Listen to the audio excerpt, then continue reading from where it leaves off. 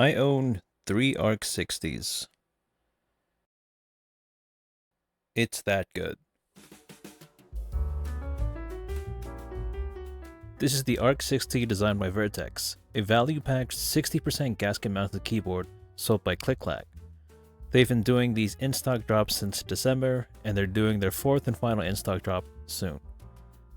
At this time, there's no info on when that will be, so join the KineticLabs Discord to get updates on when that will happen.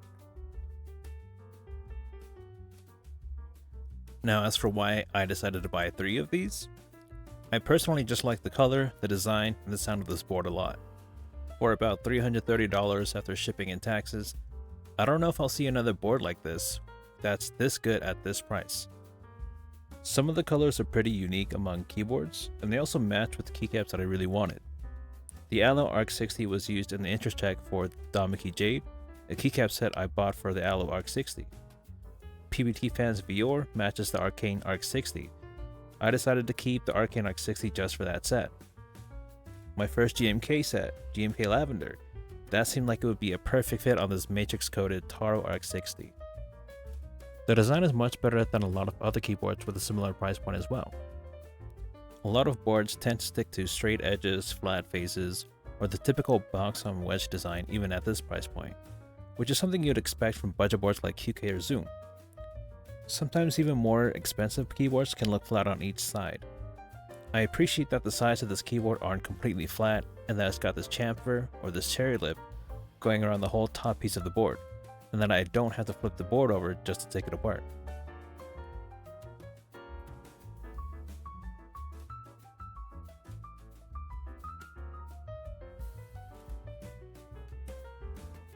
The sound in my opinion is fantastic, and it has a spacebar that hits deep. While I personally don't like the sound of the included aluminum plate anymore after getting a custom PP plate cut, I still think that the sound is better than most other keyboards that I've tried.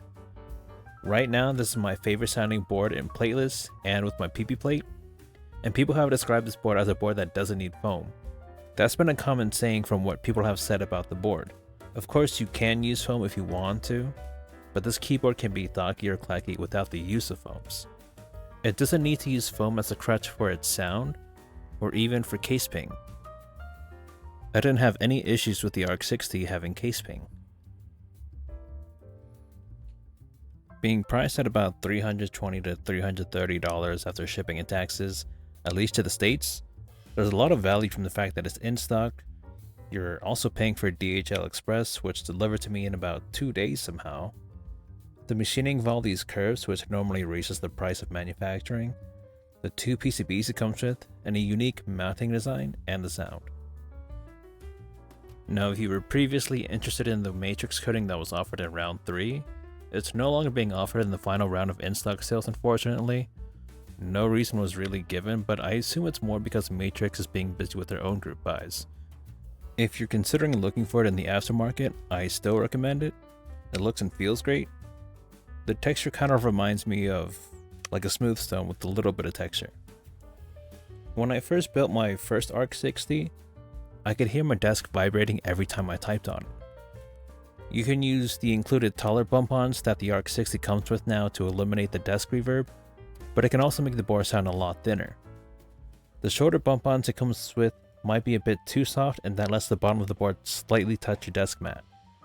I had a previous video where I showed this, where a piece of cardstock couldn't be pulled from underneath the keyboard without dragging it.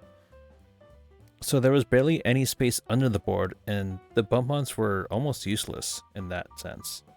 They weren't isolating the keyboard from the desk enough. I found these furniture bumpons that are the same size as the short bumpons, but they're not as soft and they retain the deep sound of the Arc60 without the desk reverb. I got these on Amazon. I'll have a link in the description below if you want to try them, but just know that just because I had these problems doesn't mean you will. Not everyone had this problem with desk reverb. It's kind of specific to your desk itself, so if you don't have this problem, you don't need to buy these bumpons on Amazon.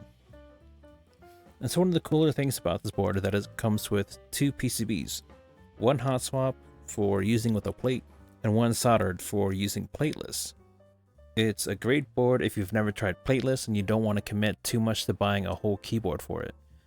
If you don't like it, you'll always have the hot swap PCB to fall back on.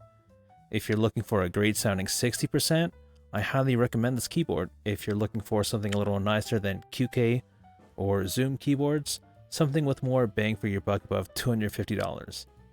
This is a great board for that. It looks great, it sounds great. I really recommend trying to get in on the final round of sales for the Arc60. For my Plateless build, I like to use a deep sounding switch for Plateless because Plateless builds tend to be very clacky. With a deep sounding switch like the Boba LT, it makes the sound of the Plateless build sound less high pitched and gives a very nice balanced sound in my opinion. It's kind of like the thockiness of the switch balances out with the clacky nature of Plateless builds. I was getting leaf ticking with these Boba LTs that I used, so I ended up rebuilding with the Franken switch that I have here. They're made with Wuchui's switch housings that are made with wipe, and I also used the Boba LT stem. Thanks for watching, guys. I'm not being paid for this. This is kind of just a for fun thing, but I have more stuff planned that I want to make videos of, so stay tuned for that.